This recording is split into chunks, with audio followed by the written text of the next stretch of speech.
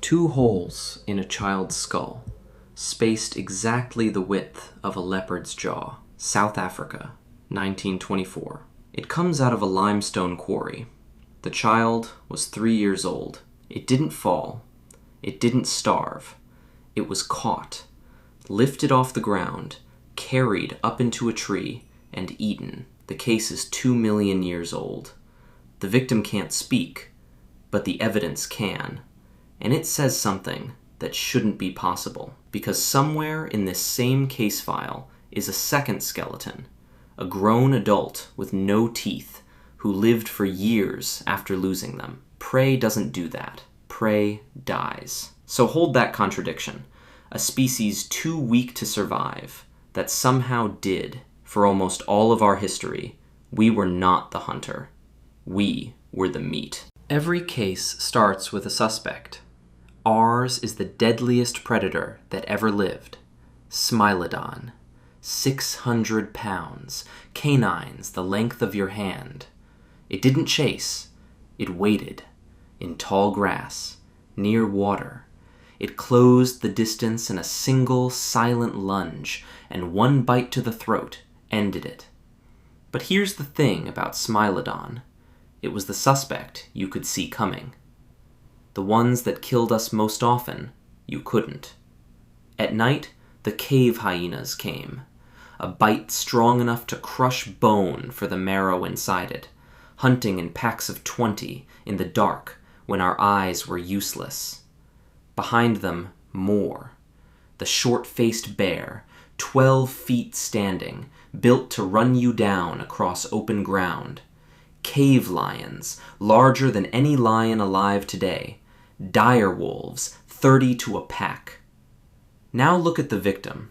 Flat teeth, nails that break, slower than the animal beside us, weaker than a chimpanzee, and a chimp, half again as strong as a grown man, still gets taken by leopards. We couldn't see in the dark, couldn't smell danger coming. We stood upright, visible for a mile, and our infants screamed and couldn't walk for a year. By every measure in this file, this species should have been extinct 100,000 years ago. It wasn't. They were.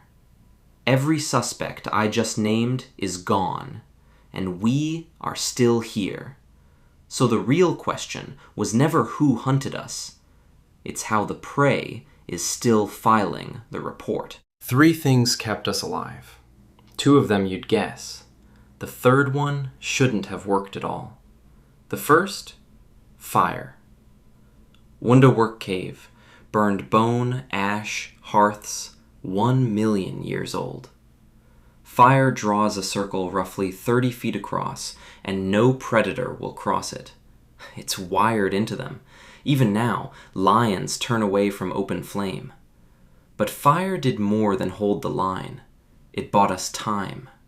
Before fire, sunset meant freeze in place until dawn.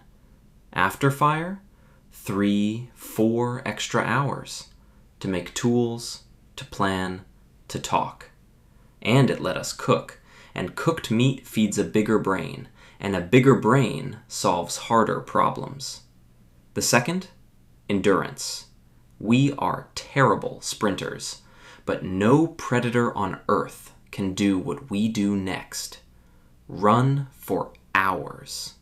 You don't outrun the animal. You keep it moving. It runs, stops, overheats. It can't sweat, and you can. Hours later, it drops, and you walk up and finish it with a stone. We are the only species that hunts this way. And the third, the one that shouldn't have worked.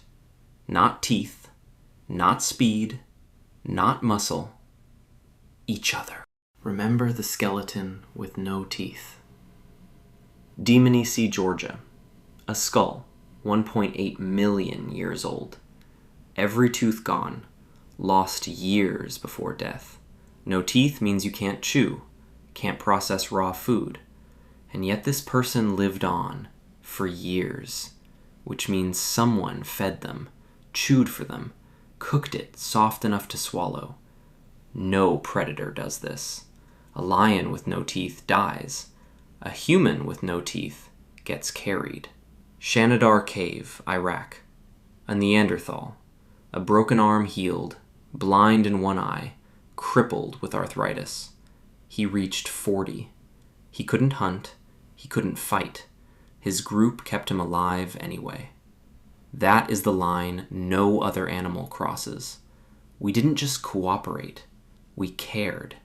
And caring is a weapon, because a group that keeps its wounded also keeps their knowledge. So we didn't just hunt in packs. We planned.